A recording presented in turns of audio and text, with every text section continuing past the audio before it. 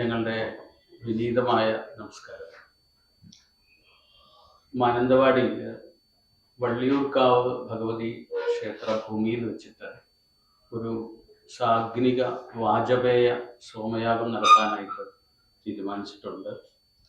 2026 November 9 മുതൽ November 20 വരെയാണ് ഞങ്ങൾ ഉദ്ദേശിച്ചിട്ടുള്ളത്. അതിൻ്റെ യജമാനൻ കൊമ്പംകുളം ബ്രഹ്മശ്രീ വിഷ്ണു സോമയാജിപ്പാടാണ് അതിൻ്റെ യജമാന സ്ഥാനം വഹിക്കുന്നത്. അതിൻ്റെ ചെയർമാനാണ് ഞാൻ, പറവൂർ രാകേഷ് തന്ത്രികൾ. എൻ്റെ ജനറൽ കൺവീനർ ശ്രീ സജീവൻ ശാന്തികൾ, അദ്ദേഹം ഇവിടെ സന്നിഹിതനായിട്ടുണ്ട്. അതിനെക്കുറിച്ചുള്ളൊരു വിശദീകരണം നൽകുവാനായിട്ട് ബ്രഹ്മശ്രീ വിഷ്ണു സോമയാജിപ്പാടിനെ ക്ഷണിക്കുന്നതോടൊപ്പം ഇവിടെ എത്തിച്ചേർന്നിട്ടുള്ള പത്ര, ദൃശ്യ, ശ്രവ്യ മാധ്യമ പ്രവർത്തകർക്ക് ഞങ്ങളുടെ വിനീതമായിട്ടുള്ള ഹാർദവമായിട്ടുള്ള സ്വാഗതം ആശംസിക്കുന്നു.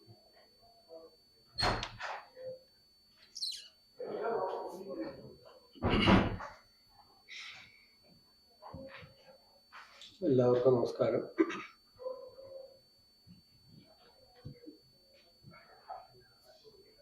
കേരളത്തിലെ ഈ ശ്രൗത പാരമ്പര്യം, ആ ശ്രൗത പാരമ്പര്യത്തിൽ വരുന്ന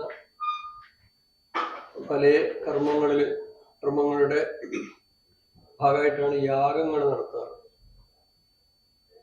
യാഗം എന്നുള്ളത് പ്രസിദ്ധമാണ്, സോമയാഗം എന്നുള്ളത് പ്രസിദ്ധമാണ്. സോമയാഗങ്ങൾ 7 തരം ഉണ്ട്. അഗ്നിഷ്ടോമ സോമയാഗം, അത്യഗ്നിഷ്ടോമം, ഉക്ഷ്യം, വാജപേയം, ഷോഡശി, അതിരാത്രം, അപ്തോര്യാമം, ഇങ്ങനെ 7 വിധം. അതില് വാജപേയ സോമയാഗമാണ് നമ്മൾ ഉദ്ദേശിക്കുന്നത്. ശരതി വാജപേയേന യജേത എന്നാണ് അതിൻ്റെ വിധി. ശരത്കാലത്താണ് വാജപേയ സോമയാഗം ചെയ്യേണ്ടത്. മറ്റ് സോമയാഗങ്ങൾ വസന്ത ഋതുവിലാണ് ചെയ്യാറ്. 2 കൊല്ലം മുമ്പ് കൈതപ്പുറത്ത് വെച്ച് അഗ്നിഷ്ടോമ സോമയാഗം ചെയ്തു. ഈ സോമയാഗം ചെയ്ത ഒരാൾക്ക് മാത്രമേ അതിനുശേഷമുള്ള 6 യാഗങ്ങൾ ചെയ്യാനുള്ള അധികാരം സിദ്ധിക്കൂ. വാജപേയ സോമയാഗം, എല്ലാ സോമയാഗവും സ്വർഗകാമോ യജേത, എല്ലാ സോമയാഗങ്ങളും സ്വർഗത്തെ ആഗ്രഹിച്ചുകൊണ്ട് നടത്തുന്നതാണ്. അപ്പോൾ ആരാണോ സ്വർഗത്തെ ആഗ്രഹിക്കുന്നത് അയാൾ സോമയാഗം ചെയ്യണം എന്നാണ് അതിൻ്റെ അർത്ഥം. ഇത് ഒരുപാട് തെറ്റിദ്ധരിക്കപ്പെട്ട ഒരു വാക്യമാണ്. സ്വർഗം ആഗ്രഹിക്കുന്ന ആള് സോമയാഗം ചെയ്യണം എന്നുള്ളത്. അപ്പോ ഞാൻ നടത്താൻ ഉദ്ദേശിക്കുന്ന സോമയാഗം നമ്മൾ വിപുലമായി വിധിപ്രകാരം അനുഷ്ഠിക്കുമ്പോൾ ഞാൻ എന്ന ഒരു വ്യക്തിക്ക് സ്വർഗം നേടാൻ വേണ്ടിയിട്ട് ഇത്രയൊക്കെ അതിന് ഒരുക്കങ്ങൾ വേണ്ടതുണ്ടോ എന്നാണ് ചോദ്യം. അങ്ങനെയല്ല, വളരെ ചെറിയ ഒരു ആഗ്രഹം, ഒരാളുടെ വ്യക്തിപരമായ ഒരു ആഗ്രഹത്തിന് വേണ്ടിയിട്ട് ഒരു വൈദിക വിധിയില്ല. നമ്മുടെ ആർഷ ഭാരത പാരമ്പര്യത്തിൽ അങ്ങനെയില്ല. ലോകാ സമസ്ത സുഖിനോ ഭവന്തു എന്ന വലിയ ഒരു കാഴ്ചപ്പാടിൽ മാത്രമേ ഋഷിമാർ ഏതും വിഭാവനം ചെയ്തിട്ടുള്ളൂ. അത് വളരെ ക്ഷുദ്രങ്ങളായ ആഗ്രഹത്തിന് വേണ്ടി ഉപയോഗിക്കപ്പെടുന്നു എന്നുള്ളത് അതിൻ്റെ ഉപയോഗിക്കുന്നവരുടെ ഒരു ക്ഷുദ്രതയായിട്ട് കാണാൻ പറ്റും. സ്വർഗം ആഗ്രഹിക്കുന്ന ആള്, ഈ സ്വർഗം എന്താണെന്ന് ചോദിച്ചാൽ ഭാഗവതത്തില് അത്രൈവ നരകസ്വർഗ ഇത് മാതഃ പ്രചക്ഷതേ എന്ന് പറയുന്നു. ഈ സ്വർഗവും നരകവും ഇവിടെ തന്നെയാണ് എന്ന് ചിലര് പറയുന്നുണ്ട് എന്നൊരു കപിലൻ പറയുന്നു. സ്വർഗം എന്ന് പറഞ്ഞാൽ എന്ന ദുഃഖേന സംഭിന്നം നചഗ്രസ്തം അനന്തരം അഭിരാഷോപനീതഞ്ച സസ്വർഗ, അതാണ് സ്വർഗത്തിന്റെ നിർവചനം. ദുഃഖം ഒട്ടുമില്ലാത്ത സുഖം മാത്രമുള്ള ഒരു അവസ്ഥാന്നോ ഒരു ലോകമെന്നോ ആണ് അതിന്റെ അർത്ഥം. അത് ഏതാണ് എന്നുള്ളതിന് കൂടുതൽ വിവരണങ്ങളൊന്നുമില്ല. അപ്പൊ അതുകൊണ്ടാണ് ഇവിടെ തന്നെയാണ് സ്വർഗവും ഇവിടെ തന്നെയാണ് നരകവും എന്ന് ചില ആചാര്യന്മാര് പറയുന്നു എന്ന് പറയാൻ കാരണം. യാതൊരു അല്ലലും അലട്ടും ഇല്ലാത്ത സ്നേഹവും സമാധാനവും മാത്രം പുലരുന്ന ആ ശാന്തി കളിയാടുന്ന ഒരവസ്ഥാവിശേഷത്തെയാണ് സ്വർഗം എന്ന് നമുക്ക് ചെറിയ ബുദ്ധിയിൽ നമുക്ക് സ്വീകരിക്കാം. അങ്ങനെയാണെങ്കിൽ അതുപോലെ ഈ വാജപേയ സോമയാഗത്തിന് പ്രത്യേകമായ ഒരു വാക്യമുണ്ട്. സ്വരാജ്യകാമോ വാജപേയേന യജേത. സ്വരാജ്യം ആഗ്രഹിച്ചുകൊണ്ടാണ് വാജപേയ സോമയാഗം ചെയ്യേണ്ടത്. എല്ലാ സോമയാഗങ്ങളും സ്വർഗത്തെ ആഗ്രഹിച്ചുകൊണ്ടാണ്. വാജപേയ സോമയാഗം ചെയ്യുമ്പോൾ സ്വരാജ്യം ആഗ്രഹിച്ചുകൊണ്ടാണ് ചെയ്യേണ്ടത്. എന്താണ് സ്വരാജ്യം എന്ന് ചോദിച്ചാൽ ഇതിന്റെ തന്നെ ചെറിയൊരു വിശദീകരണ മാറ്റം മാത്രമേ ഉള്ളൂ. സ്വരാജ്യം എന്നുള്ളതിന് രണ്ടർത്ഥം പറയാം. സ്വ എന്നുള്ള പദത്തിന്റെ അർത്ഥം സ്വർഗം. ഇപ്പൊ സ്വർഗമാകുന്ന രാജ്യത്തെ ആഗ്രഹിച്ചുകൊണ്ട്, അല്ലെങ്കിൽ സ്വരാട്ട് എന്ന് പറയുന്ന ഒരു അവസ്ഥയുണ്ട്.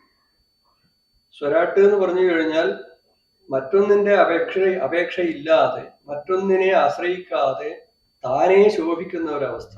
അതിനെയാണ് അങ്ങനെയുള്ള ഒരാളെയാണ് സ്വരാട്ട് എന്ന് പറയുന്നത്. നമുക്കിപ്പോ സൂര്യൻ പ്രകാശിക്കുന്നത് സ്വയം പ്രകാശിക്കുന്നതാണ്.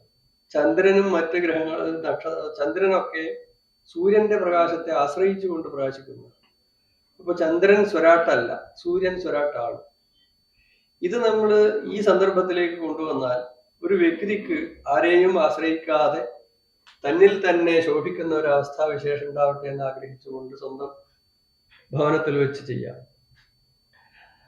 നമുക്ക് എന്നുള്ളൊരു ആശയം, സ്വ എന്നുള്ളതിന് നമ്മൾ എന്നൊരു വലിയൊരു അർത്ഥം കൊടുക്കുകയാണെങ്കിൽ, നമ്മുടെ രാജ്യം എന്നർത്ഥം കൊടുക്കുകയാണെങ്കിൽ, നമ്മുടെ രാജ്യം താനെ എല്ലാ അവസ്ഥയിലും ഏതേത് അവസ്ഥാവിശേഷങ്ങൾ നമ്മുടെ രാഷ്ട്രത്തിന് ആവശ്യമാണ് അതിലൊക്കെ താനെ പ്രകാശിക്കാൻ, താനെ അതിലൊരു മേൽക്കോയ്മ കിട്ടാൻ നമുക്ക് ആഗ്രഹിക്കാം. അപ്പൊ ഭാരതം എന്ന രാജ്യത്തിന് എല്ലാ മഹിമയും ഉണ്ടാവട്ടെ എന്ന് ആഗ്രഹിച്ചുകൊണ്ട് നമുക്ക് ഈ രാജ്യത്തെ പൗരൻ എന്ന നിലയിൽ നമുക്കൊരു യാഗം ചെയ്യാം. അതും കുറഞ്ഞ ആഗ്രഹമാണ്. ഈ ലോകം മുഴുവൻ, ലോകത്തുള്ളവർക്ക് എല്ലാം സ്വരാജ്യം ഉണ്ടാവട്ടെ, എല്ലാ ജനങ്ങൾക്കും സ്വരാജ്യം ഉണ്ടാവട്ടെ എന്ന് ഒരാൾക്ക് ആഗ്രഹിക്കാം. ഞാൻ സ്വരാജ്യം ഉണ്ടാവട്ടെ എന്ന് ആഗ്രഹിക്കുമ്പോൾ അത് എനക്കുണ്ടാവട്ടെ എന്ന് ആഗ്രഹിക്കണമെന്നില്ല. എല്ലാവർക്കും സ്വരാജ്യം ഉണ്ടാവട്ടെ, എല്ലാവർക്കും സ്വർഗം ഉണ്ടാവട്ടെ, ഈ ലോകം സ്വർഗമാവട്ടെ എന്ന് ആഗ്രഹിച്ചുകൊണ്ട് നമുക്ക് ആ ആഗ്രഹിക്കാൻ നമുക്ക് ആരുടെയും അനുമതി ആവശ്യമില്ല. ആഗ്രഹിച്ചുകൊണ്ട് എന്ത് പ്രവർത്തിക്കണം എന്ന് ചോദിച്ചു കഴിഞ്ഞാൽ ഋഷിമാര് പല പദ്ധതികളും ആവിഷ്കരിച്ചിട്ടുണ്ട്. ഒരമ്പലം നിലകൊള്ളുന്നത് ഈ ലോകത്ത് എല്ലാവർക്കും സുഖം ഉണ്ടാവട്ടെ, എല്ലാവർക്കും ഈശ്വരാനുഗ്രഹം ഉണ്ടാവട്ടെ എന്ന ആഗ്രഹത്തോടു കൂടിയാണ് ഒരു നാട്ടിൽ ഒരു അമ്പലം ദിവസേന അവിടെ പൂജ മുതലായ ഉത്സവങ്ങൾ ഇതൊക്കെ നടക്കുന്നത്. എല്ലാവർക്കും സുഖം ഉണ്ടാവട്ടെ, അല്ലാതെ അവിടുത്തെ ശാന്തിക്കാരന് മാത്രം, അല്ലെങ്കിൽ ആ അമ്പലത്തിന്റെ നടത്തിക്കൊണ്ടുപോകുന്ന നടത്തിപ്പുകാർക്ക് മാത്രമല്ല, എല്ലാവർക്കും സുഖവും സമാധാനവും സമൃദ്ധിയും ഉണ്ടാവട്ടെ എന്ന ആരോഗ്യവും സമ്പത്തിയും സമ്പന്നതയും എല്ലാവർക്കും എല്ലാ വിധത്തിലുള്ള ഐശ്വര്യവും ഉണ്ടാവട്ടെ എന്നൊരു വലിയൊരു ആഗ്രഹം, വലിയൊരു പ്രാർത്ഥനയോടുകൂടിയാണ് ഒരു അമ്പലം ഒരു നാട്ടിൽ പുലരുന്നത്. അതേപോലെ തന്നെയാണ് എല്ലാവർക്കും ഐശ്വര്യം ഉണ്ടാവട്ടെ, എല്ലാവർക്കും ദാരിദ്ര്യം മുതലായ ദുഃഖങ്ങൾ ഇല്ലാതാവട്ടെ, എല്ലാ തരത്തിലുള്ള ഐഹികങ്ങളായ സുഖവും ഉണ്ടാവട്ടെ, ആമുഷ്മികമായ മരണാനന്തരമുള്ള സുഖവും ഉണ്ടാവട്ടെ എന്ന് ആഗ്രഹിച്ചുകൊണ്ടാണ് നമ്മൾ ഈ വാജപേയ യാഗം സംഘടിപ്പിക്കുന്നത്.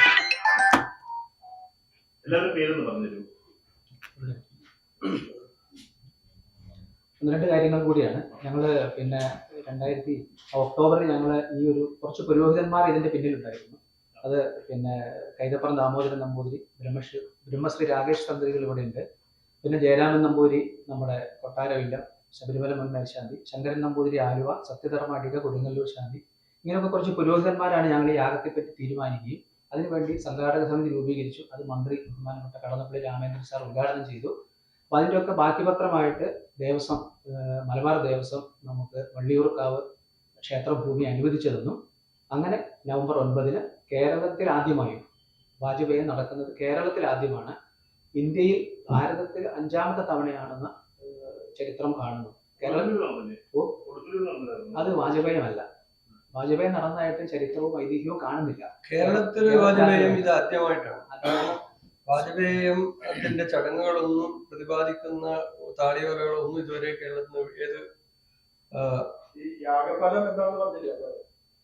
സ്വരാജ്യ ഞാൻ പറഞ്ഞല്ലോ, വാജപേയ സോമയാഗം ചെയ്യുന്നതിന്റെ ഫലം സ്വരാജ്യം. മാത്രമല്ല വാജപേയം എന്ന് പറയുന്ന അല്ല നമുക്ക് പറയാം. അത് 3 തരത്തിലുണ്ട്. 7 ദിവസം കൊണ്ട് തീരുന്ന വാജപേയ സോമയാഗമുണ്ട്, 17 ദിവസമുണ്ട്, 21 ദിവസം, ഇങ്ങനെ 3 തരത്തിലാണ്. ഇവിടെ ഇപ്പൊ നമ്മൾ ഉദ്ദേശിക്കുന്നത് 7 ദിവസം കൊണ്ട് തീരുന്ന വാജപേയമാണെങ്കിലും അതിന്റെ കൂടെ സാഗ്നികം എന്നുകൂടി ചേർത്തിട്ടുണ്ട്. അതായത് അഗ്നിചയനം എന്ന ഒരു കർമ്മവും കൂടി ഇടകലർത്തിയിട്ടാണ് ഇത് ചെയ്യുന്നത്. ഈ അഗ്നിചയനത്തോടു കൂടെ ചെയ്യുമ്പോൾ ഈ ഗരുഡാകൃതിയിലുള്ള പരുന്ത് വിടർത്തിയിട്ടുള്ള, ചിറക് വിടർത്തിയിട്ടുള്ള ഒരു പരുന്തിന്റെ ആകൃതിയിലുള്ള കേരളത്തിലെ അതിരാത്രമാണ് ഈ ഗരുഡചിതിയോടുകൂടി ചെയ്യാറുള്ളത്. വാജപേയ സോമയാഗവും ഈ ഗരുഡചിതിയോടുകൂടി ചെയ്യുമ്പോൾ അത് സാഗ്നിക വാജപേയമാകുന്നു. അതിന് അന്നേരം 12 ദിവസം വേണം. നമ്മൾ ഏകദേശം ഒരു 4 കോടിയാണ് നമ്മൾ ബഡ്ജറ്റ് ഇട്ടിരിക്കുന്നത്. പിന്നെ നവംബർ 9 അമാവാസിയോട് കൂടിയിട്ട് നമ്മൾ കാര്യങ്ങൾ തുടങ്ങും. വള്ളിയൂർക്കാവ്, വയനാട് ജില്ല, മാനന്തവാടി, അവിടെയാണ് നമ്മൾ തുടങ്ങുന്നത്. നമ്മൾ അങ്ങനെയൊക്കെ വരുന്ന എല്ലാവരും, കാരണം ഇദ്ദേഹം 2 യാഗങ്ങൾ നടത്തിയിരുന്നു മുമ്പ്. ഒന്ന് 2023 പിന്നെ കൈതപ്പുറത്ത് സോമയാഗവും, അതിനുശേഷം 24 പത്തനംതിട്ട കോന്നിയിൽ അതിരാത്രവും നടത്തിയിരുന്നു. അന്നത്തെ ജനപങ്കാളിത്തം ഒക്കെ വെച്ച് നോക്കുമ്പോൾ നമ്മൾ അവസാന ദിവസം തന്നെ ഒരു 2 ലക്ഷം ആളെ പ്രതീക്ഷിക്കുന്നു. മറ്റു ദിവസങ്ങളൊക്കെ ഒരു 10-20,000 ആളുകളെയും പ്രതീക്ഷിക്കുന്നു. അവർക്കൊക്കെ അന്നദാനം അടക്കം ചെയ്യുമ്പോൾ പിന്നെ യാഗശാലയും മറ്റു സൗകര്യങ്ങളും ഒക്കെ ഒരുപാട് കാര്യങ്ങളുണ്ട്. അപ്പൊ എന്തായാലും 4 കോടിയാണ് ബഡ്ജറ്റ് വേണ്ടത്. അപ്പൊ ഞാൻ ഇതിന്റെ സംഘാടക സമിതിന്റെ കൺവീനറാണ് വി സജീവ് മേൽശാന്തിയാണ്, ജനറൽ കൺവീനറാണ്. ഇദ്ദേഹമാണ് യജമാനൻ, കുമ്പൻകുളം ഇല്ലം വിഷ്ണു സോമയാജിപ്പാട്. അദ്ദേഹമാണ് ഇതിന്റെ യജമാന സ്ഥാനത്ത്. അദ്ദേഹത്തോടൊപ്പം അദ്ദേഹത്തിന്റെ പത്നി, ഈ യജമാനെ പോലെ തന്നെ യാഗത്തിൽ പ്രാധാന്യമുള്ള ഒരു വ്യക്തിയാണ് യജമാന പത്നി. അത് ഉഷാ പത്തനാടിയാണ്. ഉഷാ പത്തനാടി അമ്മ. ഇദ്ദേഹം സോമയാജിപ്പാട്, കുമ്പംകുളം ഇല്ലം വിഷ്ണു സോമയാജിപ്പാട്. ഇദ്ദേഹം നമ്മുടെ സംഘാടക സമിതിയുടെ ചെയർമാനാണ്. പറവൂർ രാകേഷ് തന്ത്രികൾ, ബ്രഹ്മശ്രീ പറവൂർ രാകേഷ് തന്ത്രികൾ.